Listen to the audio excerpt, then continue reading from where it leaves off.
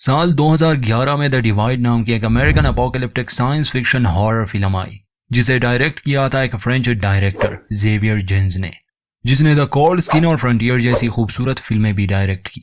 The divide film की एक खास बात यह है कि इसकी कहानी में बहुत ही पुराना मेथड यूज किया गया है, जिसे द ग्रीक ट्रेजेडी कहा जाता है।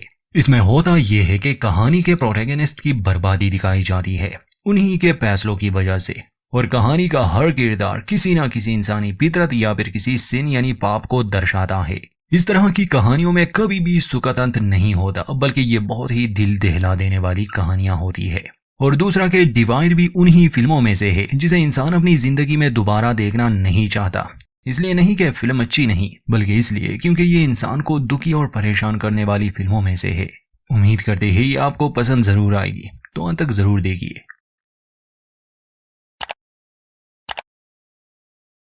फिल्म की कहानी शुरू होती है दुनिया के अंत से, जब परमाणु बम गिरना शुरू हुए। न्यूयॉर्क शहर के एक बिल्डिंग में हम ईवा नाम की एक औरत की आंखों में तबाही का यह दृश्य देख पाते हैं। सब कुछ नष्ट हो रहा था। इस इमारत में रहने वाले लोग अपनी जान बचाने के लिए इधर उधर भाग रहे थे। तभी घबराया हुआ सैम ईवा का हाथ पकड़कर नीचे ले जाने लगा, मगर इतनी भीड़ थी कि ये लोग बाहर नहीं निकल पाते, तो ये कोई दूसरा रास्ता तलाश करने लगे। ये दोनों और इनके साथ कुछ और लोगों को बेसमेंट का दरवाजा मिल गया। वहां पहले से ही एक शख्स मौजूद था जो इन्हें अंदर आने से रोक रहा था, मगर वो रोक नहीं पाता और 8 लोग उस बेसमेंट में घुस जाते हैं। अंदर आते ही मिकी नाम का ये शख्स जो कि यहाँ रहता था, वो दरवाजे को बंद कर देता है। धमाकों की तेज आवाजें और जमीन के हिलने से ये सभी दहशत में थे। कुछ समय तक सब शांत हो जाता है, मगर फिर सब हिलने लगा, क्योंकि वो इमारत ही गिर गई जो इनके ऊपर थी, यानी जिसमें ये रहते थे। सब शांत होने के बाद मिकी जल्दी से दरवाजे पर डक्ट टेप लगा देता है ताकि रेडियो एक्टिव डस्ट अंदर ना आ सके। मगर ये एक बेसमेंट था, ना कि कोई बंकर। ईवा और उसके बॉयफ्रेंड सैम और इस बेसमेंट में पहले से रहने वाले मिकी से तो हम मिल चुके। मिकी इस बिल्डिंग में सफाई का काम करता था, मगर किसी तरह वो इस न्यूक्लियर हमले के बारे में जान गया था। इनके अलावा थे जोश, उसका भाई एड्रियन और जोश का दोस्त बॉबी। बॉबी थोड़ा सा सरपिरा और सनकी किस्म का था। जोश और एड्रियन के बीच ज्यादा प्यार नहीं था, शायद इसलिए क्योंकि वो उसका सौतेला भाई था। हाँ, जोश और बॉबी की दोस्ती अच्छी थी। आखिर में डेलवेन नाम का एक व्यक्ति, वो भी इसी बिल्डिंग में रहता था। मेरलिन नाम की एक महिला और उसकी छोटी बेटी वेंडी, बस यही लोग थे जो किसी तरह उस हमले में बच गए और यहाँ पहुंच गए। छोटी वेंडी बहुत डरी हुई थी, अपनी माँ से कह रही थी कि मुझे अपने घर जाना है। तो मिकी उसके पास आकर कहता है कि बच्ची, अगर तुम बाहर गई तो तुम्हारा शरीर पिघल जाएगा। मेरलिन उस पर गुस्सा करती है, इसे डराना बंद करो, ये एक छोटी बच्ची है। मगर सच यही था, ये लोग यहाँ सुरक्षित थे फिलहाल, और ये सभी लोग इसी अपार्टमेंट बिल्डिंग में रहते थे। मिकी सबको ये जगह दिखाता है। उसके पास एक जनरेटर भी था जिससे इन्हें बिजली मिल रही थी। ज्यादा पानी नहीं था, इसलिए ये लोग बिना पानी वाला टॉयलेट ही यूज करने वाले थे। मिकी के पास थोड़ा बहुत खाना था। वो सभी को ये नियम बताता है कि कुछ भी हो जाए, कोई भी मेरे कमरे में नहीं आएगा। वेंडी को भूख लगी थी, इसलिए मिकी सबको खाना देता है। वहाँ एक रेडियो भी था, तो डेल्विन उससे संपर्क करने की कोशिश में लग गया कि शायद कोई उन्हें बचाने आए। वैसे फिल्म में दिन रात का पता नहीं चलता, इसलिए ये बताना मुश्किल होता है कि कितने दिन गुजर गए। तो काफी समय बीतने के बाद एड्रियन मिकी से पूछता है कि हम कब बाहर निकलेंगे। मिकी जवाब देता है कि जब मैं कहूँ। मिकी ने अपने काबू में रखना चाहता था। इस बात को सुनकर जोश को गुस्सा आ गया। वो एड्रियन और बॉबी को लिए यहाँ से बाहर जाने वाला था, मगर जैसे ही वो दरवाजा खोलने के लिए गए, गुस्से से भरा मिकी एक कुल्हाड़ी लिए उसे मारने गया, जिस वजह से जोश और बॉबी को पीछे हटना पड़ा। मिकी उन्हें न्यूक्लियर ब्लास्ट के बाद इंसानी शरीर पर हुए उन साइड इफेक्ट्स के बारे में बताने लगा, जो कि हिरोशिमा और चेरनोबिल जैसी जगहों पर हो चुके थे। खैर, मिकी जो कहना चाहता था वो इस बात को समझ गए। ये लोग अब यहाँ बुरी तरह बच चुके थे। मिकी अपने कमरे में किसी को आने नहीं देता था और ईवा को उस पर शक होने लगा कि वो कुछ तो छुपा रहा है। समय गुजरता गया। छोटी वेंडी यहाँ पर तंग आ चुकी थी और बार बार अपने घर जाने की बात कर रही थी। अब तो वो अपनी माँ की बात भी नहीं सुनती, मगर ईवा उसे हिम्मत देती कि उसे सब्र से काम लेना होगा। फिर एक दिन जोश कैन फूड की इंसल्ट करता है कि हर रोज हमें ये सड़ा हुआ खाना खाना पड़ता है, जिस पर मिकी भड़क जाता है कि मैंने तुम्हें यहाँ रहने दिया, तुम्हारी जान बचाई, खाना दे रहा हूँ और तुम्हें इसकी बिल्कुल भी कदर नहीं। इस बात को लेकर झगड़ा शुरू हो गया। सैम भड़क जाता है कि बाहर मेरा परिवार, मेरे सभी जानने वाले मर गए और तुम चाहते हो कि हम तुम्हारे गुलाम बने रहे, तुम जो कहो हम वही करें। मिकी उसे एक थप्पड़ मार के शांत कर देता है। ये सभी बहुत तनाव में थे।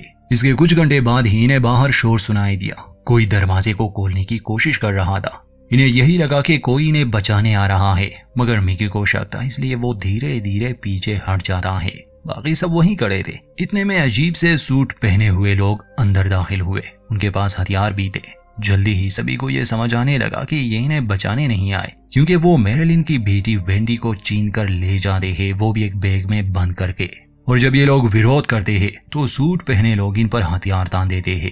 ये जगह छुपने के लिए अच्छी थी, इसलिए मौका मिलते ही बॉबी उन सैनिकों का ध्यान भटकाता है और सभी को भागने के लिए कहता है। सभी लोग कहीं ना कहीं छुप गए। ऊपर से आए ये सैनिक इन्हें बचाने नहीं आए थे, बल्कि खत्म करने आए थे। उनमें से एक इनका पानी ले गया और बाकी हथियार लिए इन्हें ढूंढने लगे ताकि इन्हें मार सके। सबसे पहले ईवा को ढूंढ लिया जाता है और जैसे ही वो सैनिक गोली चलाने वाला था, पीछे से डेल्विन आकर उसे मार देता है। दूसरा सैनिक जैसे ही मिकी के कमरे में दाखिल हुआ तो मिकी उससे लड़ता है और चाकू से उसकी भी हत्या कर देता है। तीसरा सैनिक अंधाधुंध गोलियां चलाने लगा था उस जगह पर जहां बॉबी, सैम, एड्रियन और जॉश छुपे थे, मगर ठीक समय पर मिकी गन लिए वहां पहुंच गया और उसे भी मार दिया। इस फायरिंग के दौरान एड्रियन के कंधे पर गोली लगी थी, बाकी सब ठीक थे। मिकी जल्दी से दरवाजे को बंद कर देता है, क्योंकि अब ये बात साफ हो गई कि अगर ये बाहर भी गए तो मारे जाएंगे। इनके पास और कोई रास्ता नहीं सिवाय यहाँ रहने के। एड्रियन की मरहम पट्टी की जाती है। इस हादसे के बाद सभी बहुत डरे हुए थे, यहाँ तक कि सैम ने कुछ समय के लिए अपना आपा भी खो दिया था। कुछ देर बाद ये उन मरे हुए सैनिकों के सूट उतार देते हैं। उनके चेहरे साफ साफ नहीं दिखाए जाते, ना ही ये जानकारी मिलती है कि ये किस देश की सेना थी। मगर एक अजीब बात ये थी कि उन लोगों के शरीर पर बाल नहीं थे। सूट यकीनन रेडिएशन से बचने वाला सूट था। मिकी को लगता था कि ये अरब्स का काम है। उन्होंने ये जंग छेड़ी और डेल्विन को नॉर्थ कोरिया पर शक था। इसका जवाब फिल्म में नहीं मिलता। इसके पीछे कारण है जो अंत में डिस्कस करेंगे। अपनी बेटी के लिए मैरिलिन पागल हो रही थी। वो दरवाजे की तरफ भागती है ताकि अपनी बच्ची को वापस ला सके, मगर सभी उसे रोकते हैं। वो बेकाबू हो गई थी, इसलिए मजबूरन उसे कमरे में बंद करना पड़ा। इस जगह में कैद रहने से अब इन लोगों के बर्ताव में बदलाव आ रहा था। जिन सैनिकों को इन्होंने मारा, सिर्फ एक ही सूट सही सलामत बचा था। डेल्विन, जॉश, बॉबी और यहाँ तक कि ईवा भी बाहर जाने का कह रहे थे ताकि वो मदद ला सके। अगर है तो पहले तो मिकी इसके लिए तैयार नहीं था। उसके हिसाब से ये बहुत खतरनाक है। इस बात पर राजी होने के बाद वो सिर्फ जॉश को बाहर जाने देता है, क्योंकि जॉश का भाई यहाँ है तो वो उसके लिए जरूर वापस आएगा, और उसके अलावा अगर कोई गया तो शायद ही वो वापस आए। तो जॉश को वो रेडिएशन सूट पहनाया जाता है। बाहर जाने से पहले मैरिलिन उसे कहती है कि वादा करो तुम मेरी बच्ची को वापस लाओगे। जॉश कहता है कि मैं अपनी पूरी कोशिश करूंगा। दरवाजा खोलते ही जब जॉश बाहर आया तो वो देखता है कि इस जगह को सील किया गया है, जैसे आर्जी तौर पर टनल्स बनाए गए हैं। मतलब बाहर जो भी है उन्हें पता है कि बेसमेंट में सर्वाइवर्स है, मगर फिर भी वो इनकी मदद नहीं कर रहे। खैर डरते डरते जॉश आगे बढ़ रहा था। उसे अपने जैसे सूट पहने कुछ लोग नजर आए। आसपास खून था, इंसानी कटे आंख थे। असल में वो लोग कुछ लैब टेस्ट कर रहे थे। वहां पर वेंडी के बाल भी थे। आगे बढ़ने पर जॉश को एक ट्यूब में कुछ बच्चे नजर आए जो जिंदा लग रहे थे, मगर जरूर उन पर प्रयोग भी हो रहे थे। सब बहुत ही डरावना था। उन ट्यूब में वेंडी भी थी। वहां खड़े एक सैनिक को जॉश पर शक होने लगा। जैसे ही वो उसकी आईडी चेक करता है वो समझ गया कि ये एक बहरूपिया है, इसलिए जॉश अपनी जान बचाकर भागने लगा। भागते समय वो गोलियां भी चलाता है, जिससे वो सैनिक मारे गए। दरवाजे पर पहुंचकर वो अपने साथियों को आवाजें लगाने लगा। मिकी और बॉबी तुरंत दरवाजा खोलते हैं। जॉश बहुत डरा हुआ था। वो ज्यादा कुछ बता नहीं पाता, बस इतना कि बाहर जाना खतरे से खाली नहीं। मैरिलिन भी समझ गई कि अब उसकी बेटी नहीं रही। कुछ देर बाद बाहर से उस दरवाजे को वेल्ट किया जाता है और ये लोग यहाँ हमेशा के लिए कैद हो गए। पता नहीं उन्होंने इन्हें मारा क्यों नहीं। एक जहरीली गैस छोड़कर भी तो वो इनसे छुटकारा पा सकते थे। खैर अब बाहर जाने का बोझ इनके सर से उतर गया। अब इन्हें यहाँ रहना ही होगा, चाहे कुछ भी हो जाए। हाँ, शायद बाद में हालात ठीक हो। डेल्विन उस सूट को संभाल के रख देता है और सभी अपना समय यहाँ बिताने लगे। अभी तक तो हालात मिकी के काबू में थे। सबसे पहले जॉश को पता चलता है कि शायद बाहर जाने की वजह से उसके शरीर पर असर हो गया, जैसे अब उसके मुंह से खून आने लगा था। 2-3 दिन गुजरने के बाद पूरे तहखाने में बदबू फैल गई थी, उन लाशों की वजह से जिन लोगों को इन्होंने अपने बचाव में मारा था। अब तो सांस लेना भी मुश्किल हो गया था। जो औजार इनके पास थे उससे फर्श को तोड़ना नामुमकिन था और दरवाजा तो पहले से ही वेल्ट किया गया था। मिकी सलाह देता है कि हमें इनके टुकड़े करके टॉयलेट में फेंकना होगा। वरना ये बदबू ही हमें मार देगी। सिर्फ बॉबी ही तैयार हो जाता है इस काम के लिए। कुल्हाड़ी लिए वो ऐसा ही करता है और बाद में बैग में भर भर के वो उन टुकड़ों को टॉयलेट में फेंक देते हैं। उसी रात मैरिलिन बॉबी के पास आकर उसे खुशी से अपना शरीर सौंप देती है, क्योंकि खोने के लिए अब उसके पास कुछ नहीं बचा था। हालांकि उसका ये फैसला सही नहीं था, बाद में उसे बहुत पछताना पड़ता है। एक रात जब डेल्विन बाथरूम जाने वाला था तब उसे मिकी पर शक होने लगा कि वो अपने कमरे में कुछ तो छुपा रहा है। मैरिलिन अब ज्यादातर समय बॉबी के साथ होती थी, दोनों पर ही हवस हावी हो चुकी थी और बाद में जॉश बीन के साथ शामिल हो जाता है। बल्कि बॉबी और जॉश की नजर फिर एवा पर भी थी, मगर एवा किसी तरह इनसे खुद को बचा रही थी। फिर इनका राशन खत्म हो गया। डेल्विन मिकी पर गुस्सा था, क्योंकि उसे शक था कि मिकी ने खाना कहीं छुपाया है। वो इनके साथ बांटना नहीं चाहता। इस बात को लेकर फिर से झगड़ा शुरू हो गया। अब इन लोगों के बाल भी झड़ने लगे थे, कारण रेडियो एक्टिव डस्ट ही हो सकती है।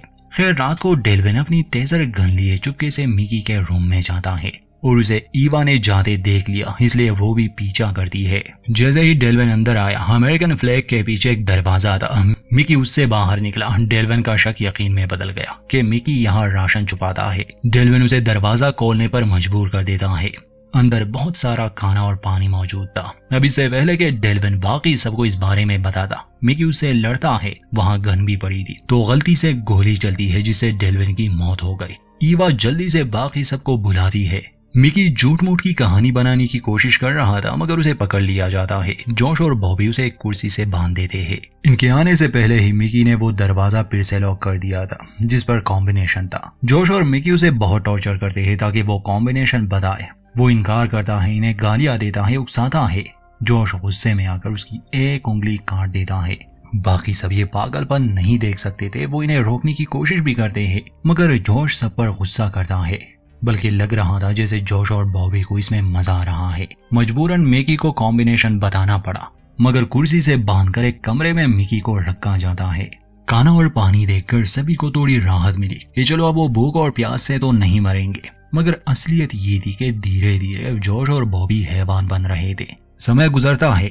इस बंद जगह में कैद रहकर सभी का दिमाग खराब हो रहा था। बॉबी अब मैरिलिन की बिल्कुल भी इज्जत नहीं करता था। सिर्फ अपनी हवस पूरी करने के लिए वो उसे अपने साथ रखता था और किसी जानवर की तरह उससे बर्ताव किया जाता। ईवा मदद करने की बात करती है तो मैरिलिन उस पर भी भड़क जाती है कि मैं कोई छोटी बच्ची नहीं हूँ। पर सच तो ये था कि अपनी बेटी को खोने की वजह से उसका मानसिक संतुलन भी ठीक नहीं। बाकी सब भी ये जानते थे कि वो यहीं पर मर जाएंगे, उनके लिए कोई उम्मीद नहीं। सभी के शरीर पर अब रेडिएशन के बाद के लक्षण साफ नजर आ रहे थे। मैरिलिन के साथ ये हैवानियत देखकर ईवा को बहुत दुख होता है। दरवाजे के पास जाकर वो बहुत रोती है। बाहर जाने की कोशिश भी करती है, मगर बाहर जाना मुमकिन नहीं था। सैम आकर उसे हौसला देने की और उसके करीब आने की कोशिश भी करता है, मगर ईवा उसे हटाती है। असल में ईवा अब जॉश के भाई एड्रियन को पसंद करने लगी थी। मैरिलिन जॉश और बॉबी के कैद में होती। राशन भी अब उन दोनों के कब्जे में था। 2 दिनों से मिकी भी उस कमरे में बंद था, जिसे बाद में तो बाहर लाया गया, मगर कुर्सी से नहीं खोला जाता। अब जॉश की गंदी नजर ईवा पर थी। वो उसे अपने कमरे में बुलाता है और कहता है कि अगर तुम्हें ज्यादा खाना चाहिए हो तो तुम्हें भी मैरिलिन के साथ हमें समय देना होगा। मगर ईवा उसका प्रस्ताव ठुकरा देती है और जितना भी राशन उन्हें मिल रहा था उसे लिए वो वापस आई। मिकी के लिए उन्होंने कोई पानी नहीं दिया था, मगर ईवा उसे अपने हिस्से का पानी देती है। मिकी ईवा के कान में कहता है कि स्टोरेज रूम में एक बंदूक रखी गई है, मगर ईवा को उस पर विश्वास नहीं था क्योंकि मिकी झूठा था। ईवा ये बात सैम से भी डिस्कस करती है, मगर वो ईवा को मना करता है कि जॉश और बॉबी को भड़काना ठीक नहीं। जो खाना वो हमें दे रहे हैं कहीं वो भी बंद ना कर दे। एड्रियन अपने भाई के कामों में दखल नहीं देता था, वो जख्मी भी था शायद इसलिए। अगले दिन सैम जॉश और बॉबी के साथ ट्रूथ और डेयर खेल रहा था। ईवा उसे लेने जाती है तो जॉश उसे भी खेलने के लिए मजबूर करता है। जॉश उससे पूछता है कि क्या वो सैम से प्यार करती है या एड्रियन से। ईवा जवाब देती है कि सैम से, मगर जॉश और बॉबी सैम को भड़काते हैं कि वो एक मर्द नहीं है, इसलिए उसकी गर्लफ्रेंड किसी और को पसंद करने लगी है। कुल्हाड़ी हाथ में थमाकर हम वो उसे कहते हैं कि अगर तुम मर्द हो तो साबित करो, डेल्विन की लाश के टुकड़े कर दो। गुस्से में आकर सैम ऐसा करने जा रहा था। एवा उसे रोकती है, मगर सैम में हिम्मत नहीं थी, तो सैम को मारने की धमकी देकर यही काम दोनों ईवा से करवा देते हैं। ये काम अपने हाथों से करने के बाद ईवा के दिमाग पर काफी गहरा असर हुआ। बाल गिरने की वजह से जोश अपने भी बाल काट देता है और बॉबी के भी। जिसके बाद बॉबी में कुछ और बदलाव आए, जैसे वो औरतों की तरह मेकअप करने लगा, उनकी तरह कपड़े पहनने लगा। यहाँ तक इस कहानी में जोश और बॉबी पूरी तरह से हैवान बन चुके थे। मिकी ईवा से कहता है कि तुम मुझे कुर्सी से खोल दो, यहाँ से निकलने का एक दूसरा रास्ता भी है, टॉयलेट के रास्ते, बस गंदगी को पार करने के बाद बाहर निकला जा सकता है। जब ईवा को पता चला कि बॉबी और जोश ने मैरिलिन को मार दिया है तो उसे अपना भी अंत ऐसे ही नजर आने लगा। इसलिए वो सैम के पास जाकर कहती है कि तुम्हें स्टोर रूम से वो गन लेनी होगी, मैं जोश का ध्यान भटकाऊंगी। ये दोनों बिजली बंद कर देते हैं जिससे बॉबी वहां आया और खुद ईवा जोश के पास जाकर उसे झांसा देने की कोशिश कर रही थी, मगर उसे शक हो जाता है। तब तक सैम ने भी स्टोर रूम से वो गन निकाल ली थी, मगर इससे पहले बॉबी ने उसकी काफी बेइज्जती की। गन मिलने के बाद भी उसमें इतनी हिम्मत नहीं थी कि वो बॉबी या जोश को शूट कर सके। ईवा एड्रियन को भी ले आई थी जो सैम से कह रही थी कि गन सैम को दो, मगर गुस्से में आकर वो सैम को ही मार देता है क्योंकि अब उसे लगने लगा कि ईवा ने उसे छोड़ दिया सैम के लिए। मौका पाकर जोश और बॉबी उसे मारने पीटने लगे। गन हाथ में लिए बॉबी उसे मारने वाला था, मगर ईवा लोहे के एक टुकड़े से बॉबी का गला काट देती है और गन लिए मिकी के पास भाग जाती है। तुरंत ही उसे कुर्सी से खोल देती है। गुस्से में जोश उनकी तरफ भाग रहा था, इसलिए मिकी उसे शूट कर देता है। जोश अचानक से नहीं गिरता बल्कि एक लैंटर्न लिए खुद को और इस जगह को आग लगा देता है। सैम और मिकी जब आग बुझाने में लगे थे तो ईवा चुपके से निकल जाती है, मगर इन दोनों को वही कैद कर देती है। सूट पहनने और मिकी के बताए हुए रास्ते से उस गंदगी को पार करके वो बाहर निकल आए और जिन्हें वो छोड़ कर आए यानी मिकी और सैम वो आग में ही मारे जाते हैं। बाहर आते ही ईवा को बस एक बर्बाद दुनिया नजर आती है। वो बस वही कड़ी दूर दूर तक देख रही थी क्योंकि यकीनन यहाँ उसकी मौत हो जाएगी। एक उम्मीद लिए वो बाहर तो निकली, मगर अब उससे भी बुरे हालात का सामना उसे करना पड़ेगा। इसी दुख भरे सीन के साथ फिल्म का अंत होता है। तो जैसे कि हमने शुरू में जिक्र किया था कि इस फिल्म में थिएटर का एक बहुत ही पुराना मेथड यूज किया गया है जिसे द ग्रीक ट्रेजेडी कहते हैं। तो उसके हिसाब से कहानी के हर किरदार की तबाही और बर्बादी हमें नजर आई और ये सब उन्हीं के गलत फैसलों की वजह से हुआ। जैसे कि मिकी प्राइड को दर्शाता था, उसे खुद पर बड़ा नाज था कि वो सब कुछ अपने हिसाब से चलाएगा, मगर उसके इसी फैसले ने सबकी जान ले ली। मैरिलिन हवस को दर्शाती थी, उसका अंत भी भयानक था। जोश लालच को और बॉबी हिंसा को, डेल्विन जलन को जो मिकी के पास था वो उसे छीनना चाहता था, और ईवा उम्मीद को, मगर उसकी ये उम्मीद उसे कुछ ना दे सकी सिवाय एक तबाहशुदा दुनिया के। अगर ये सब शांति से रहते तब भी इनका अंत तय ही था, क्योंकि रेडियोएक्टिव डस्ट उस तहखाने में आ चुकी थी। वो कोई बंकर नहीं था, बस एक तहखाना था, क्योंकि सांस लेने के लिए जो हवा आती वो बाहर से ही तो आती। तो ये सब इन्फेक्टेड हो चुके थे पहले ही दिन। इसके अलावा कहानी में ये जरूरी नहीं कि हमला किसने किया या क्यों हुआ। हाँ, ये बात जरूरी है कि इस हमले की प्लानिंग बहुत पहले ही हो चुकी थी, क्योंकि इसके तुरंत बाद ही इंसानों पर प्रयोग होना शुरू हो गए, और हाल ही में आई द फॉलआउट सीरीज देखने के बाद कुछ कुछ ये बातें समझ आने लगती है। बस इतना ही। उम्मीद करते हैं हमारी एक्सप्लेनेशन आपको पसंद आई होगी। वीडियो अच्छी लगे तो लाइक करें, चैनल को सब्सक्राइब नहीं किया तो प्लीज कर दें।